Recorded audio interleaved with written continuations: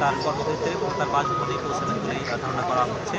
প্রধান উপদেষ্টা যেহেতু রাষ্ট্রীয় সফরে ছিলেন, সেই সফর শেষে তিনি কাল বিলম্ব না করেই এই জানাতে কিংবা তার পরিবার সেটি জানাতে কিন্তু ঘটনাস্থলে এসেছিলেন।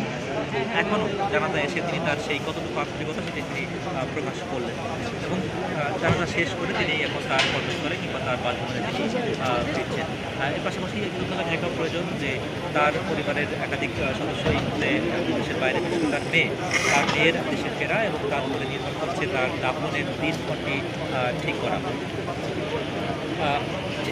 এবং প্রধান উপদেষ্টার যেই বরাত দিয়ে প্রেস সচিব তার বরাত দিয়ে আমরা জানতে পেরেছি যে আসলে প্রধান উপদেষ্টা ইতিমধ্যেই এই উপদেষ্টার বিদায়কে তিনি বেশ অসহায় কবি হিসেবে উল্লেখ করেছেন।